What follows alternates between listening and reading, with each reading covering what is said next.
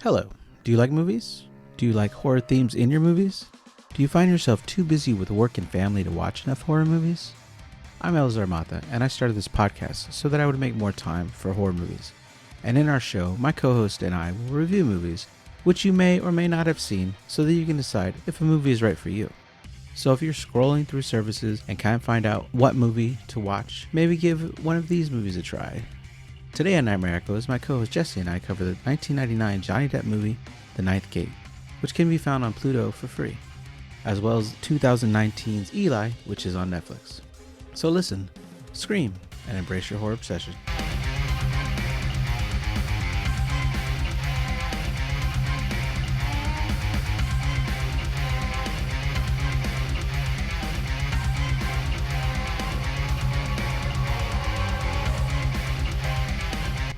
Hello and welcome to the Nightmare Echoes podcast. I'm your host, Eleazar, and I have with me co-host Jesse. How's it going? Hi. All right. Jesse, what are we talking about today? We're talking about The Ninth Gate. Yeah, this is your recommendation. I'm excited for it. I like the movie a lot. I had never seen it. I think I owned it on DVD for like 15 years. I just never got a chance to watch it until you recommended it, which is quite funny. But the movie stars Johnny Depp in a serious role, which is interesting because a lot lately he plays goofy characters. That is a good point. Have you seen Yoga Hosers? I have not. So that is a Canadian film done by Kevin Smith. Okay, so that would probably be very goofy then. Right, he plays an extremely goofy character. But in this, he plays a straight character, I guess. Straight, other than like not comedic. Or he's a book salesman. And a very underhanded book salesman, yeah, it should be said. In the beginning of the movie, he finds this couple who have an elderly parent who is in a wheelchair, has this massive book collection. He tells them that these books are worth a fortune. They should not ask for less than this massive number, massive amount of money. But he goes, but these four aren't that much, and I'll take them off your hands for $6,000. Yeah. And they're like, $6,000? That's amazing. Those aren't much. Oh my gosh, yeah, I'll take them. So he buys these books for $6,000, gets out of there before another book collector shows up. And then later he references that he screwed me because he's like he gave them a way inflated price on the stuff that was there, and then the stuff he took was like the super valuable stuff that was worth a fortune. He couldn't afford the books that he wanted now because Johnny Depp's character screwed him over. And then Johnny Depp's character I should remember his name. That would be helpful. It's Corso. Okay, Corso. Dean Corso. Dean Corso is invited by Frank Langella's character, Boris Balkan, right. And he's this massive book collector for a certain type of collection. Yeah. Well, it is a Roman Polanski movie, so it is, of course, about the devil. Right. So, he's got this bookcase that's in glass. It kind of reminds me of the show You, where they have this temperature-controlled glass case where all these books are kept. As a book lover myself, I can't lie. Like that, I was jealous of the no kidding, the concept of this type of book collection. Like my oldest books, I think I have some Hardy Boys books from the 1920s, but they're not well kept. They're right. Yeah.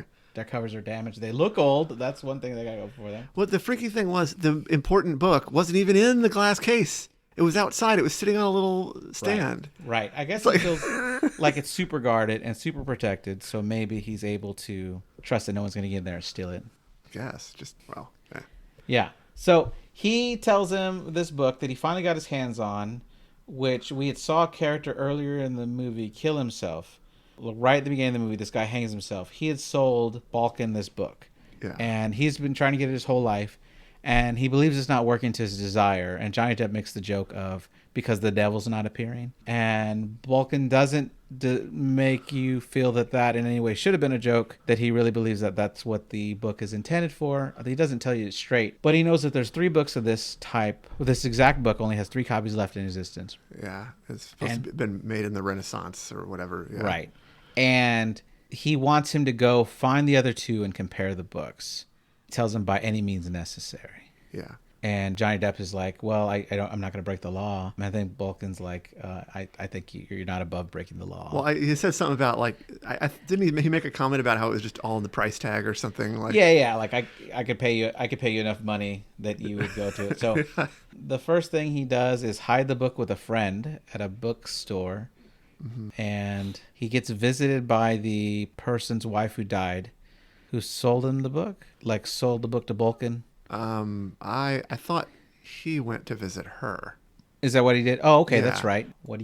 Is there something you want to talk about first? Yeah, I did want to. I mean, I had certainly some things I wanted to point out about it because, like, I think that it is a very interesting movie, and there's a lot you can say about it. Like, I mean, aside from all the directorial flourishes, how everything is very. There's a very consistent vibe. You know, the whole movie is brown, right? Like Sure. everything is very like sort of subdued and in mood, and it's got a really good aesthetic to it that's really strong. But even aside from that, it creates an aura of mystery. I think that is what makes it so impressive to me, because a lot of movies try to create that kind of aura of mystery and just kind of fail.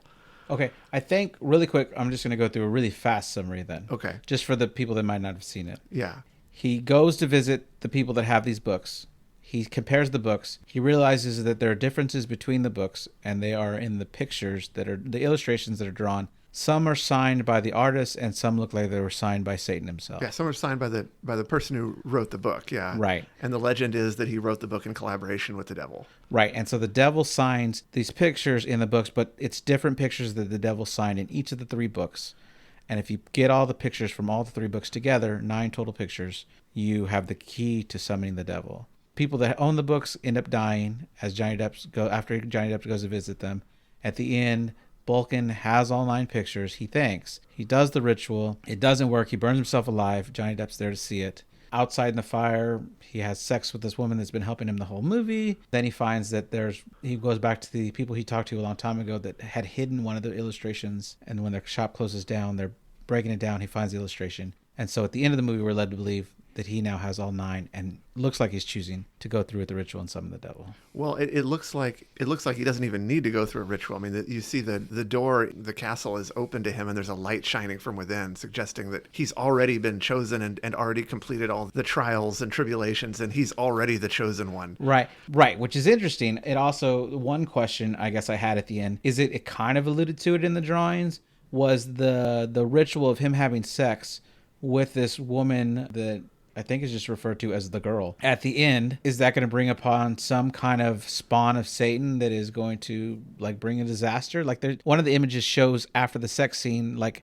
the woman next to a big dragon. See, and I think that's what's so powerful to me about the movie is the fact that they don't tell you things, they allude to things. And so you can fill it in your mind however you want. Like you can interpret it that way, and it's not crazy, right? Like you could interpret it that way. You could interpret the dragon in the engraving as being, the beast from Revelation if you want. Sure. You could also interpret it as just being that she is a manifestation of the devil. Right. Or that she's a demon of some kind, or you could interpret it any number of ways. Maybe she is another follower like him, but has committed herself to this path. Maybe she unlocked everything before him, and now her job is to help him, Right. It could be anything. Right. I did find the followers in the movie really interesting. It took us a while to figure out who they were. Yeah. But the woman whose husband sold the book to Bulkin every year meets with these other devil worshippers, has some crazy sex orgy with this ritual, trying to summon the devil, and the devil never shows up. But that it's also, like she points out, I mean, it's turned into a social club. Right. It's rich people's excuse to have sex with whoever they want. Right. Yeah. And wear cool black robes and act all demonic.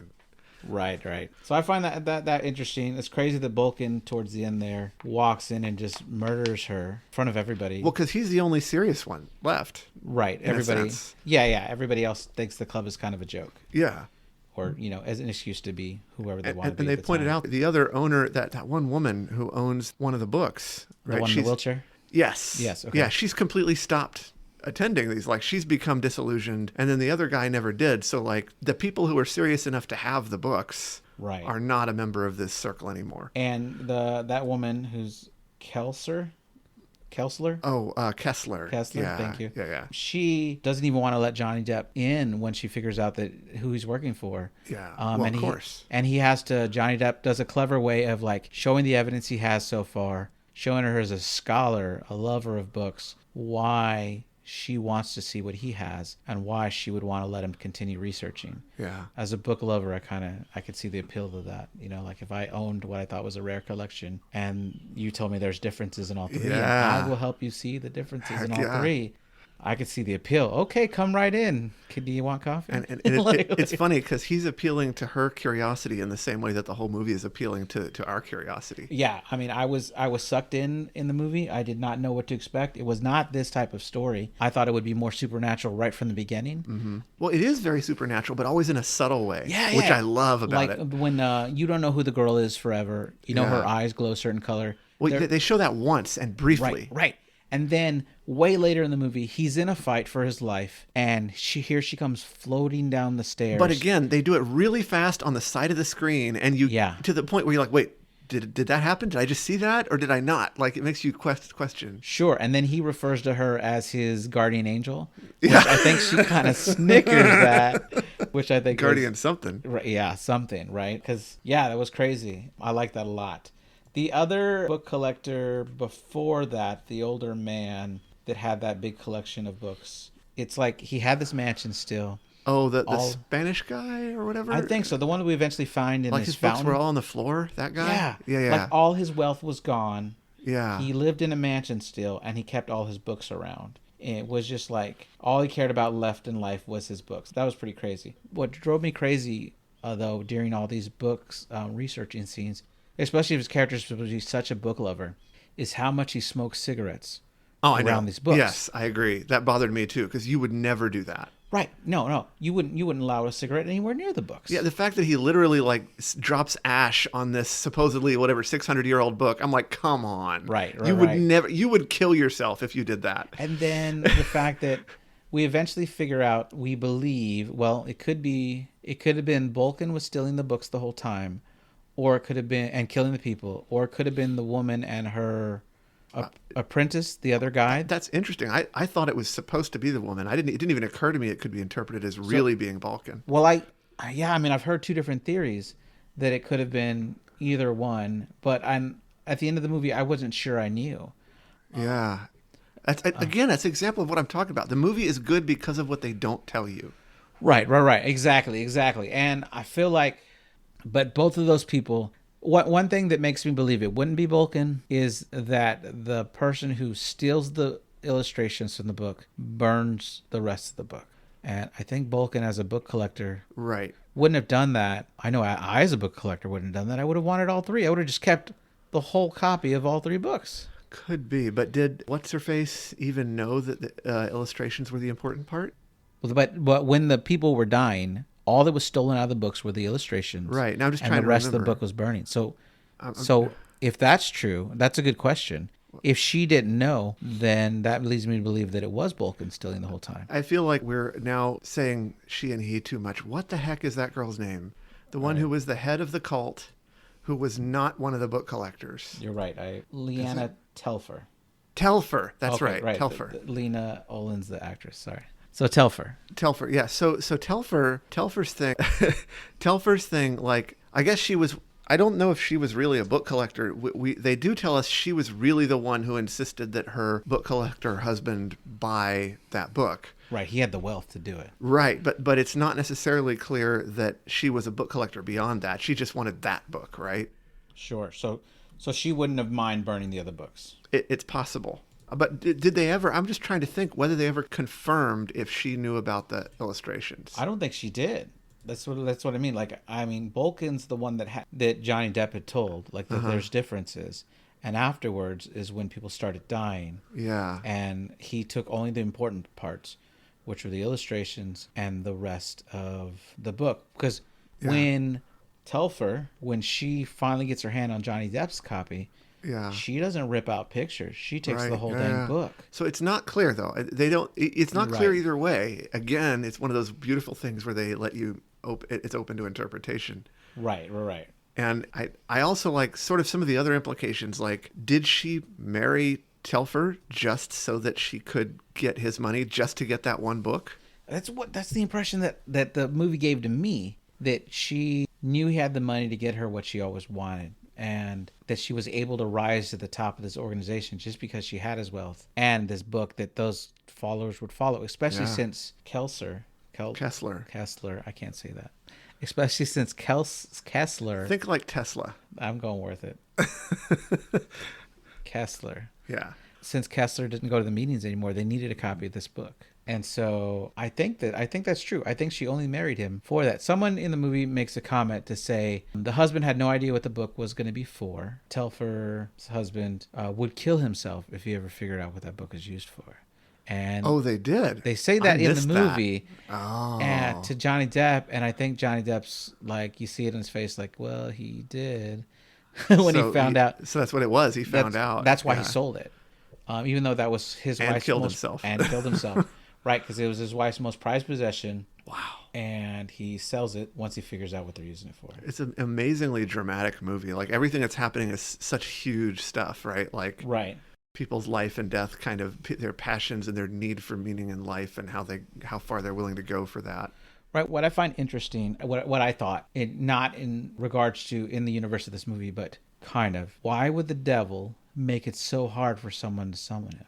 Oh, because you have to go through trials to prove that you're worthy of him. Okay, because then everybody out there would just be trying to get his attention all the time? Well, I think he wants the best and most motivated. If you read the interpretation of especially if you listen, so, okay, there's a lot about the interpretation of these engravings, right? But Sure. like you can read it as, and I actually found a website that was discussing the original book that the movie's based on, and how the message of these engravings is, one of the engravings in particular, its message is those who seek wealth cannot succeed. Only those who seek spiritual enlightenment in the form of contact with Satan can succeed. So like there's a sense that he's trying to screen out, that the devil's trying to screen out people who are in it for something other than a spiritual communion with the devil, which sounds kind of surprising because, historically we associate the devil with people who want to gain wealth and stuff like that, right?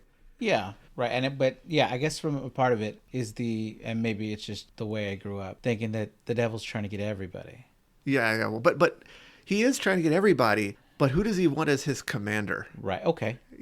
Like someone that he can put on the world to do grand stuff. Right. If you just want wealth and he wants to, sure. Yeah. Okay. I'll give you wealth. Just sell your soul. And you're just a peon to him, right? Like you're just a little pawn that he can torture for fun. But if he wants a commander, he wants someone he can trust to be highly competent and motivated. Right.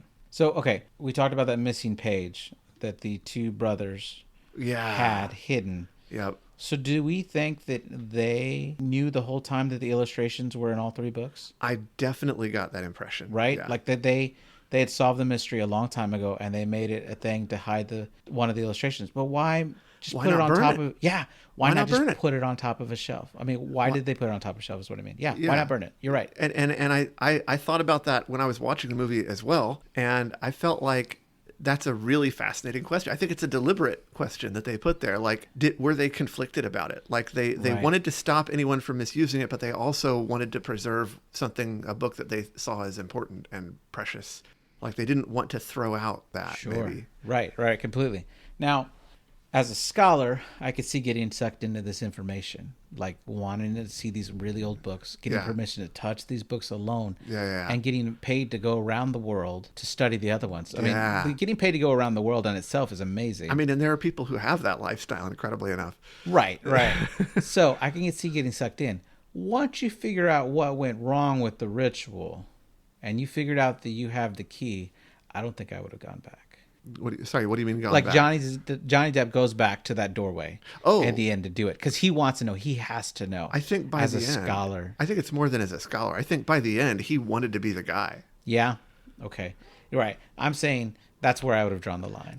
Well, that's because you also wouldn't have like fleeced people out of their valuable books and stuff like that, right? This is true. I would have felt honored to have gotten to see them. Right. I would have asked for some kind of the safest way to make a photocopy of what I found. That's and I would not have.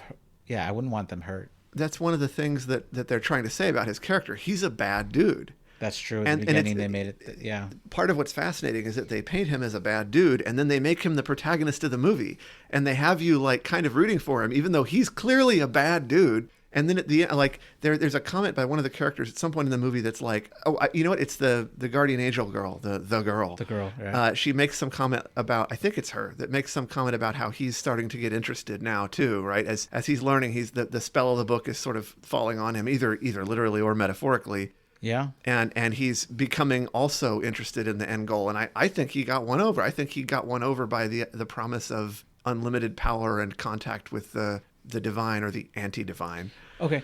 The one death that I think is definitely Telfer, or the kill that was accredited to Telfer, is his book friend at the beginning, who we find in his own bookstore. Yes. He's hung upside down, and his legs are in this like upside down in the four, position, right. which is like in the position of one of the pictures of the books. That's with his right. hand tied behind his back. I mean, That's right. Telfer shows up. I forgot about the scene. Telfer shows up and tries to get it from him. right, she has sex with him. Yeah. And then he's like, I don't have it. And then he's like, thanks, but I don't have it. Right. I'll take the sex. He doesn't say that, but But that's the exactly, impression that it I got. is. I'm like, Right. oh, you asshole. I'll tell you after we have sex that I don't have the book.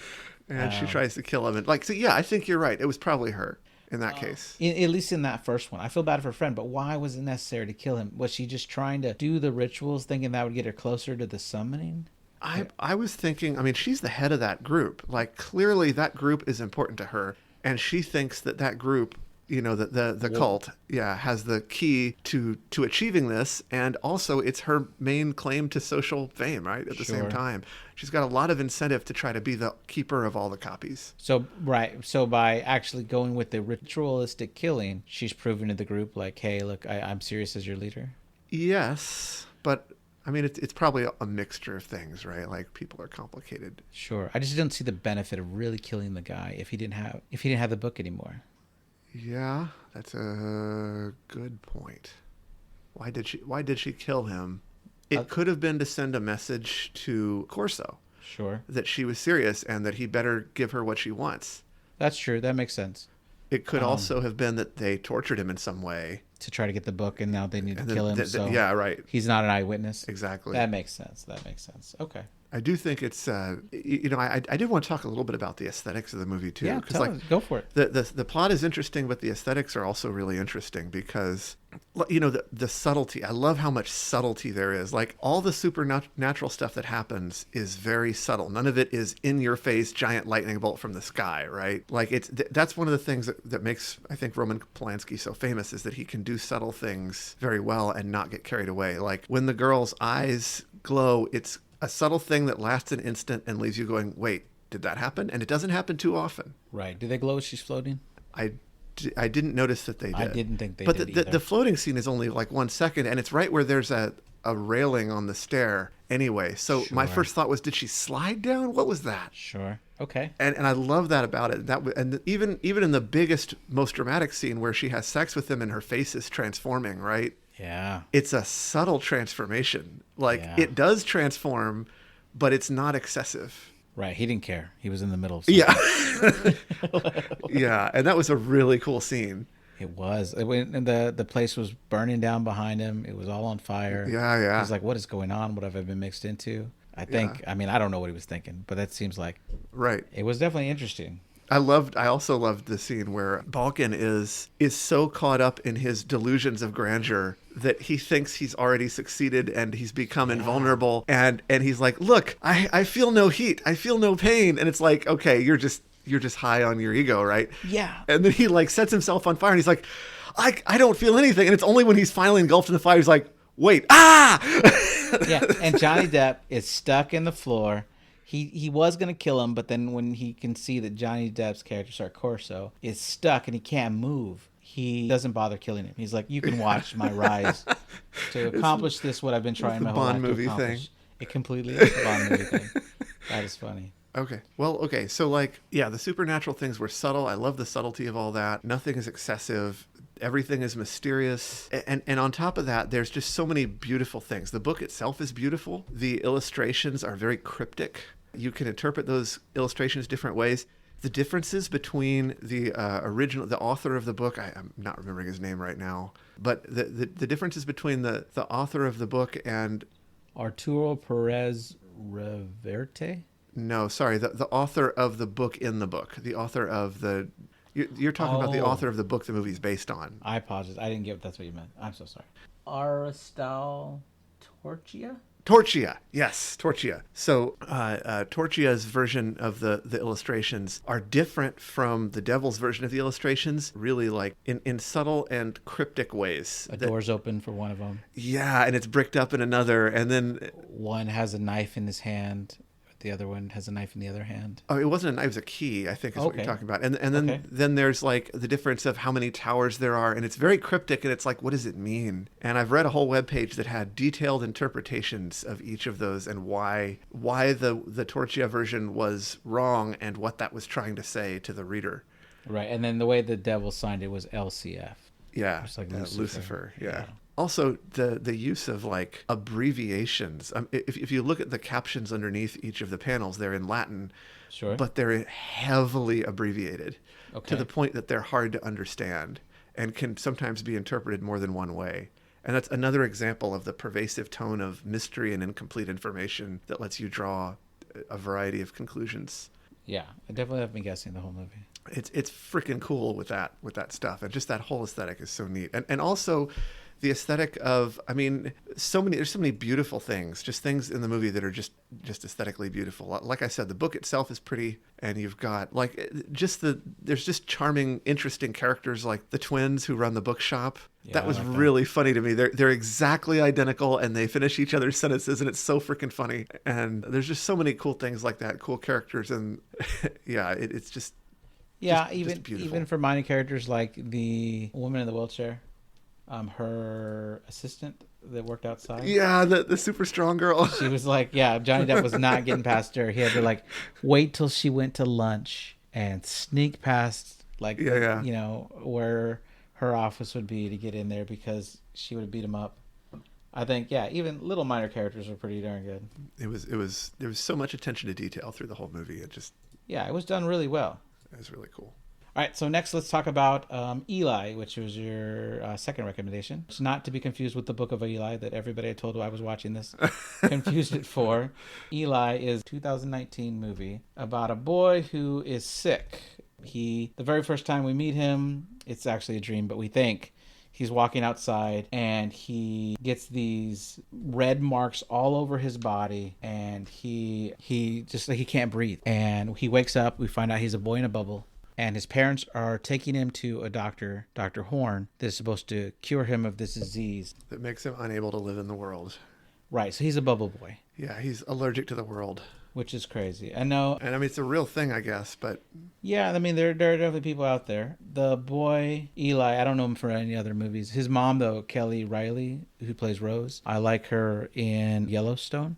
She plays like a badass woman in Yellowstone. Cool. Like someone that no one would fuck with kind of character. So I like her in that. Paul, he was an okay character. That was the dad. I didn't do much anything. I know that Dr. Horn, Lily Taylor, has been in a lot of other horror movies. I thought that the kid was an absolutely amazing actor, and that's one of the reasons I liked the movie so much. Yeah, I mean, he made me scared for him the whole movie. Well, like I've seen a number of movies with a kid that age in them, and very few of them to me were believable as the character. I never once in that movie was taken out of it by his acting. Like his acting was so completely believable, Right. that and for kids that age in those kind of movies, that never happens. Sure. He was so good. He was so convincing. So everything he said, everything he did was totally believable. It was totally like a real person in that situation.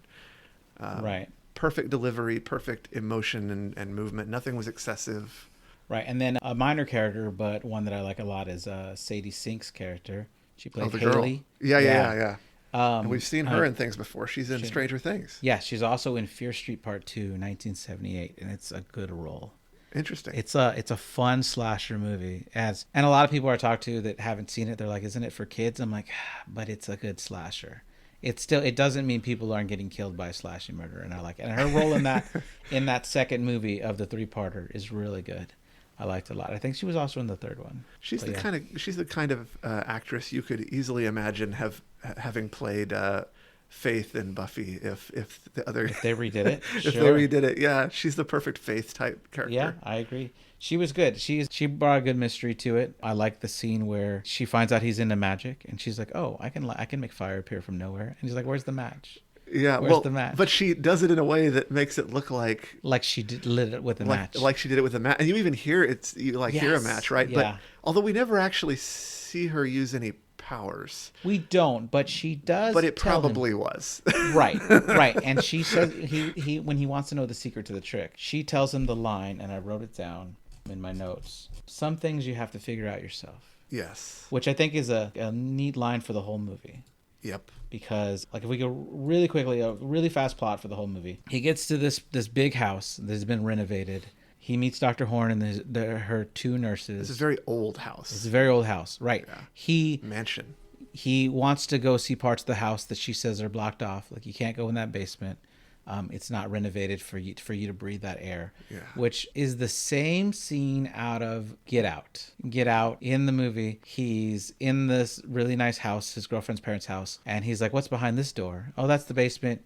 You can't go in there. We found mold. We found black mold in there. You can't go in there." And I'm like, it's kind of a trope. Right, it is. It's like, we know something bad's in that room. Yes, he can't breathe if he goes there, but we're gonna find there's something another bad in the reason. room. Yeah.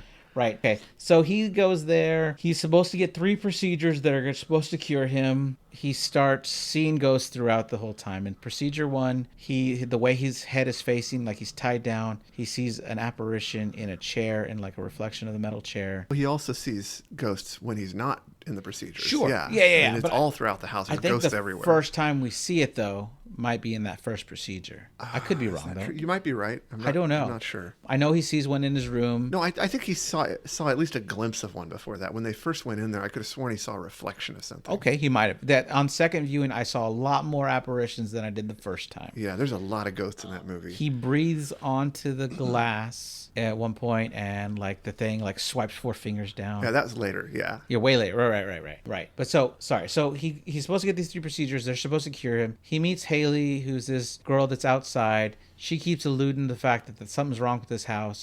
She talks about how Dr. Horn doesn't like her. She doesn't like Dr. Horn either. Something's wrong with this house. She tells him after procedure 2 that the last kid that lived here was getting procedures was never seen after he went through procedure 3. And then the big reveal at the end, which I give the credit to the actress that played the mom, because Rose's character really made me believe that she believed her kid was sick and she was here to be treated. We find out that she had sex with the devil and that Eli is the spawn of Satan, and that is quite powerful. And And he doesn't even know it until that. Right. And so, like, I didn't see this coming. You said you saw it coming, or you were hoping that it would turn out this way? It was more once they revealed he was a spawn of Satan, I was really hoping that instead of like succeeding or stopping him in some way, that he would just get to go be evil, and they let him just go be evil. And I was so cheering for him. Right. So yeah, I didn't see it. I definitely didn't see it coming when they revealed that Dr. Horn used to be a nun and the nurses were nuns with her. No, I don't think it was even used to be. I mean, I think that was their right. convent. That's who they are. Right. Yeah.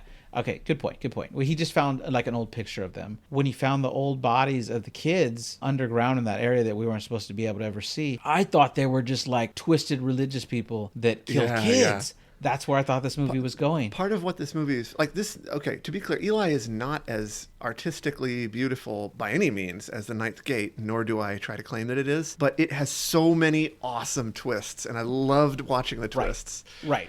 Yeah, because they got me. Like, I didn't see him coming. The only thing, the only one that I mentioned was like that door. Something's under that door. Yeah. Like that we can't get to. But obviously, I like the reveals with the ghosts too. Like every time we see them, they creep me out. They were done well. Yes, and I felt that it was, for me personally, scarier than The Ninth Gate. Sure. Eli scared me a lot. There were a bunch of scenes where I was terrified.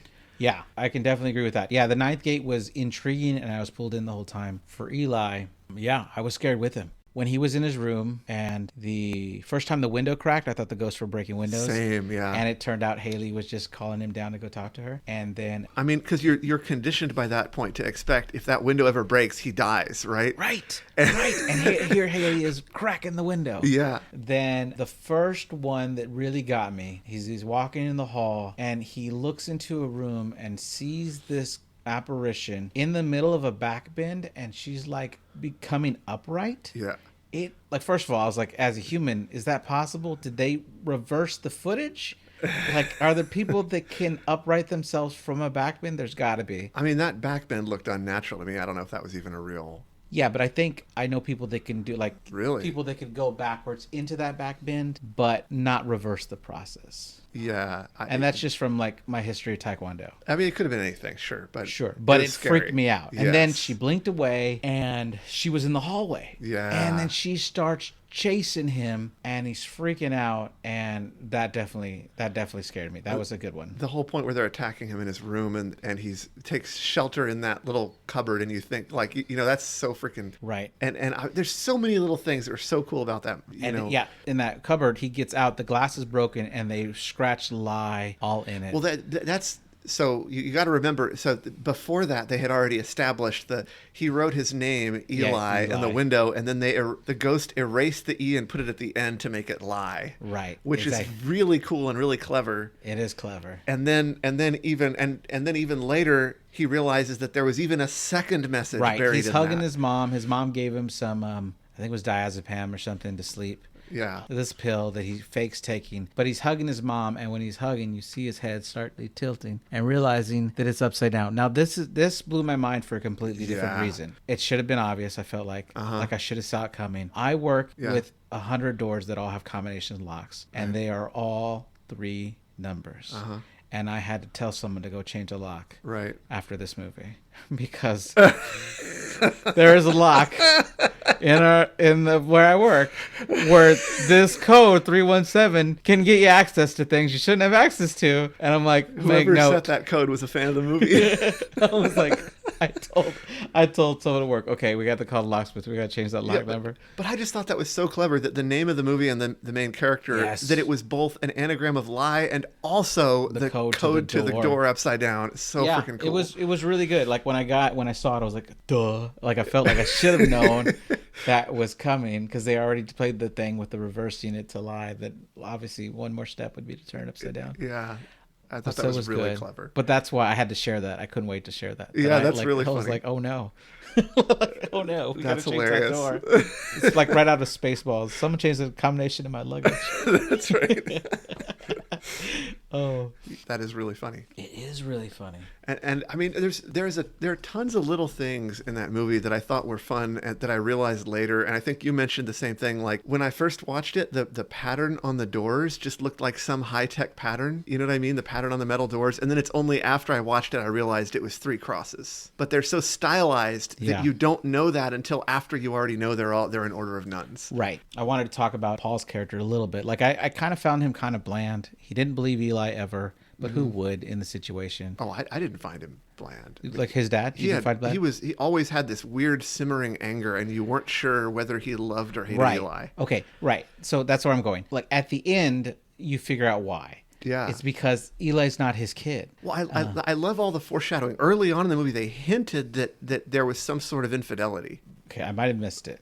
But they hinted a couple times. Well, the only one that I caught and I wrote in my notes was that when Rose is telling Paul, we just have to stay faithful. We have to keep our faith. He says something like, well, I never lost my faith. Or, he said, I am a faithful man or something like that. Right. Like very pointedly he's saying it at her. On second viewing, it made so much more sense. Yeah. Well, but there's others before that. I mean, they had an argument in the car about that she did something to him, and oh man, I don't remember. They fight about money a lot. Yeah, but there was also, I mean, there was something. Darn it, now I don't remember, but I know there was at least one early scene where he implies that she cheated on him. Now I gotta go watch it again. But well, I know about the money angle, right? Because in the very beginning, he's paying for the hotel, and the guy tells him a price like $130 or I don't know, something like that. And he goes, I thought it was this much. He goes, yeah, but it's for 2 nights. He goes, we didn't stay 2 nights. And he shows him a sign that says anybody that stays past 9 is charged for a second night. And he turns around the clock and it's 9:03. And I'm like, did you do this really slow on purpose? Like, could you have just like, really, man? And then they get in the car and Eli's like, hey, the old car didn't have this trouble. And he's like, yeah, but we sold the nicer old car to buy this car so that we can have more money to pay for your procedure. So I know money problems was definitely a thing. And it was real interesting to me trying to suss out how he really felt about the situation. And he really seems to be trying to cure Eli at least and do his duty until really at the end, it becomes clearer that he knew, he was the only one who knew that everybody they had operated on had died. And he was probably hoping the kid was going to die. Yeah, that makes sense. That's interesting. And at the end, he was the one who took the action, right? To be like he went as far as tricking the mom to get her so that he could, grab her and make sure that they killed the kid. Right. I also find it interesting that Rose, throughout the whole movie, up until the very end, wears a crucifix because she like Yes. let go of her faith. Yes. She started praying to Satan instead of God Mm-hmm. to give her a child, which she did. Why keep wearing the crucifix? Well, I mean, she wants to believe she's better now, that it was just a mistake and she's not, right? She's going to Okay. explain it away. Sure. And that's why she's trying to get her kid healed. Yeah.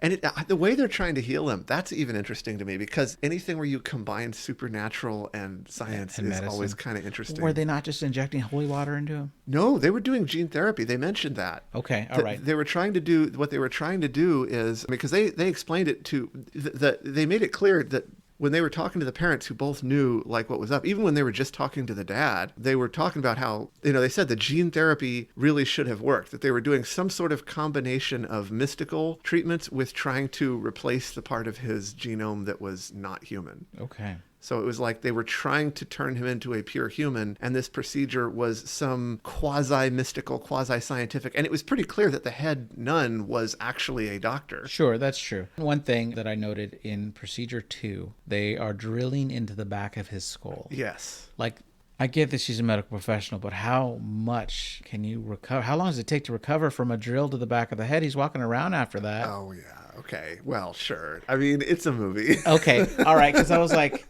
because my brain went to Saw 3. Uh-huh. Where Jigsaw is on the bed. He's kidnapped a doctor. She has all these shotgun shells rigged to her head. If he dies, they go off and kill her, blow her head up. And she's supposed to perform a procedure where they remove part of his skull and relieve pressure on his cranium to help him live longer. He's on his deathbed. The Saw's like dying. And I'm thinking, yeah, we all know that when she takes off part of his skull, he's not going to live that much longer. I don't think so. I was thinking this in Eli, like, how much hope can you have if they're cutting his skull open? Well, no, you can survive brain surgery. Yeah, I mean, this is true. It just seemed like I would think, I feel like brain surgery is so much more complex than this movie made it. Well, okay, they weren't necessarily doing brain surgery, right? What they were saying was that they needed to administer a treatment that could not cross the blood-brain barrier. Okay, so they had to administer it directly, like it was just some medicine. Sure. Although Okay. really, I think it was a gene therapy thing. Right. Right. They were trying to, but yeah, no, I just thought it was neat that they were trying to combine these two things. I always think it's interesting when people try to combine technology and magic in a movie. Sure. And I just thought that was interesting. No, that is interesting. I liked when Haley's character finally meets Dr. Horn. Obviously, they've already met. They know each other. But when we see them meet, and Dr. Horn's like, you get away from here. Because Dr. Horn obviously knows who she is. Yeah. Even though we didn't at the time. But you know they don't like each other, and you don't know why at the time. Yep. But afterwards, seeing that is pretty neat. Like, oh, she knows that's another spawn of Satan. Yep. Why?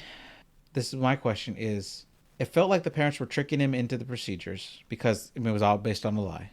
But why does he turn red? Why couldn't the spawn of Satan live on Earth? So I also had that question. In fact, the first time I watched it, that was my number one complaint about the movie is as soon as they said that he was never really sick, I shouted at the screen because I was like, we saw him get sick. We know it wasn't a lie. We saw him in a dream, but when the ghost pulled him outside.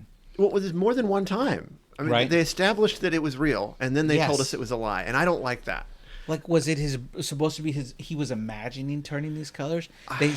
Maybe they scared him so much. Psychosomatic. Right. That when the ghost, because this one creeped me out, because as he's being dragged, he's fighting these invisible ghosts, but he looks in every reflective surface he can see, and he sees 3 children at least dragging him, fighting, kicking and screaming. They put him in that decontamination door, just kick him outside. We saw it before that, though, too. Did we? Okay. Yeah. I mean, when his suit was damaged in the hotel before they even got to the house. With those jerks that were like throwing firecrackers at him? And we saw, and that may have been the reveal, because we saw him change a little bit when that hole was punctured, but then they calm him down, right? Like, they fixed the hole, but whatever was in there... It didn't go away. It didn't go away. So the fact that by calming him down, they get it to go away suggests to me that maybe they are trying to say it's psychosomatic. It's not real. Yeah. And it's his brain doing it to him because he believes he's going to die. And he's got superpowers, so maybe it's one of the many things that he's able to do to himself when he gets worked up, right? Right, yeah. And I know that, like, if you, like, other movies like Stir of Echoes, it would have, if someone's hypnotized enough to believe something, they can make something in their body happen. Right. Well, that's what psychosomatic Right. stuff is. Yeah. Yeah. So okay, that could work as a good answer for me. And As to otherwise, why. how do you explain that scene? I think in the at the hotel. So maybe that's what it is. I have to tell myself that's what it is because I love the movie. Sure. And I don't. I really bothered when a movie establishes something and then just violates it. That really bothers me. I get it. Why establish that it's real and then tell us it's not? You know. Sure, I can get Like that. it's one thing if you tell us it's real and then tell us it's not, but when you demonstrate to us that it's not a lie, You showed us it's real. so that we won't suspect it, and then tell us, oh, haha, yes, it was. That does tend to make me mad.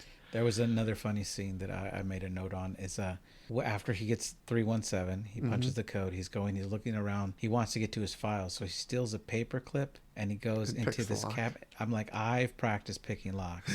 It is not that easy. Well, poetic license. Yeah, totally. But I was like, man, this kid, maybe it's one of his superpowers. Because Maybe. I studied picking locks for a while, and he did it with only one paper clip. Like I would need two. I think he had two. Oh, did he have two? Okay, Because all I right. swear he had something to do tension and another thing. Okay, I swear he was using two hands. he might have then. Okay, I don't remember, but I just remember thinking he did I that agree. too easily. I agree. But That's too funny. well, while we're on the subject of hidden powers, Sure. before we find out he has any powers, I swear he uses it a couple times. Yeah? There's at least one scene his dad is chasing after him. Okay. And he like turns around and makes his dad fall. But it's subtle enough that it's like, oh, like his dad tripped. But the way it's filmed and like the sound and the way everything, I think they were implying he's using his powers without even realizing it. Like he doesn't know he has them, but he's in a panic, he's scared, and he is instinctively already using it to like knock his dad down. That's pretty cool. I swear there's a couple scenes where it looks like that's I'm gonna what laugh happens. after every episode we record. I have to go back and watch the movie again because there's things that I didn't see the first or second time. And there's other stuff too, like the code 317. Mm-hmm. That's not an accidental code. I mean, the 317 is the three persons in one God and the number of heaven, right? Okay. It's the Trinity and one God and then seven. Like I'm sure that's what that Okay. would represent. If you're Sure. a religious person setting a code for a door, 317 is a good guess at what that code would be. I feel like there's also got to be like a Mark 317 or something. It's like one of them that's probably pretty important. I should have looked that up first. I didn't think about it. But yeah, the number immediately made sense to me. It I get ya. seemed very Christian. 317. the movie Us by Jordan Peele uses Jeremiah 11:11 for a lot of symbolism. Interesting. Basically, it's like God will not help you in the disaster time or something like if for those who haven't helped themselves or something like that. I can't remember. But it's also very symbolism that 11 and an 11 with a colon in the middle are mirrors of each other. And the whole movie is about these others from underground coming that are all copies of us to kill us. It's really good. Interesting. You should watch it if you haven't seen it yet. What's it called again? Us.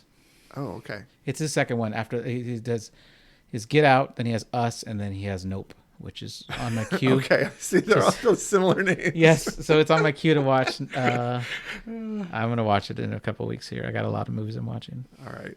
Yeah, cool. No, but I there's a lot of things in that movie I liked. Like I said, I was absolutely in love with the kids' acting.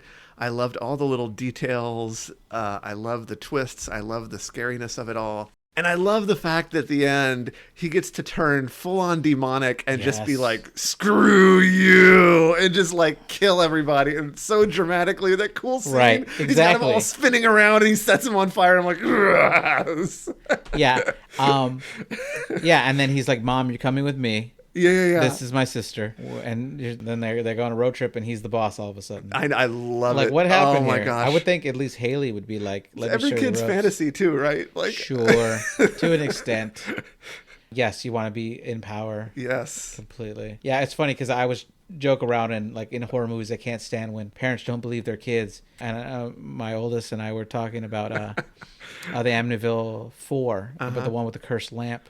And he goes, "Dad, if I told you that a cursed lamp made my room a disaster, would you believe me?" I go, "Absolutely not. Go clean your room." So it's easy to hate the trope where the parents don't believe them, but it's Depends easy on to the circumstances. yeah, So- but it's some of the easy to know that it would be easy to not believe my kid. Yeah, well, sometimes, I mean, it depends what it's about, right? Like, Right, of course. some of the movies, I think the complaint makes more sense because it's a situation where you're like, come on, you wouldn't just dismiss this. And then Yeah. other times, I think it is like, yeah, of course you would dismiss that, right? Like, Sure. like you said, the magic lamp thing, yeah, anyone would dismiss that. Right. Yeah, exactly. The lamp possessed my room, made it a mess. But if your kid was telling you, like, this person's abusing me or something, you would take that seriously. Yeah, completely. And yet I know there's movies that have used that and they don't take that seriously. That's unfortunate. I have an example of the opposite, though. In the newest The Invisible Man, starring Elizabeth Moss, but she's from The Handmaid's Tale. Okay. She plays an abused person who's escaping her husband, who happens to be an expert at optics and has invented a visible suit, but no one believes her. No one believes her. He fakes his own death. He's coming to stalk them. Her sister's hidden her away with a friend of the family that the husband, the Invisible Man, doesn't know about.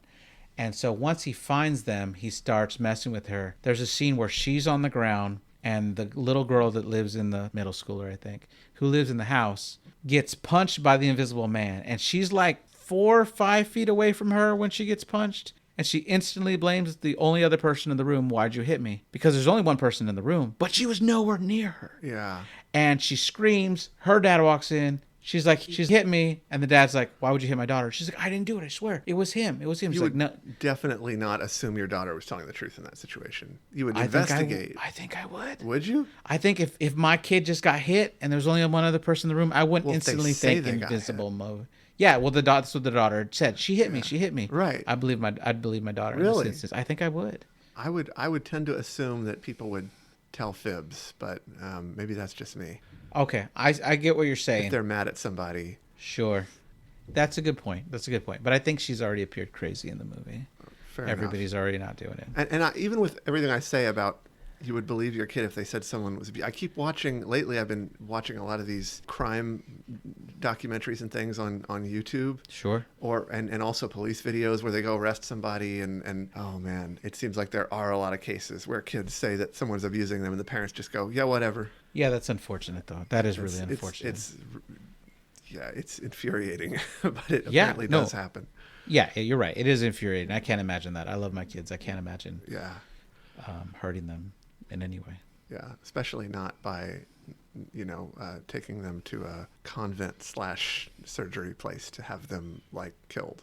Yeah, that a similar theme in a movie I just watched called They/Them, which is a slasher movie. Oh, please tell me the slash is pronounced. Is it like written out? It is. Okay. Oh no, when you say the title, the title is written as they with a slash and them. Okay. But everybody pronounces it They/Them because it is a slasher movie. Right. Yeah. About that's clever. People in transition whose parents all sent them to a camp to untransition them. Yeah. You know what I mean? And Kevin Bacon's in it. He's like the guy in charge of the camp. It's really interesting. But a similar thing, like if parents are forcing them into the situation they don't want to be in. Mm-hmm. They have to be at this camp for a week, and they have all these things holding over them. Like one character can't see their sister again if they don't finish this therapy with this camp, stuff like that. That's hard to imagine, like hurting my kids in that way. Yeah. Well, that is a different subject. Oh, completely.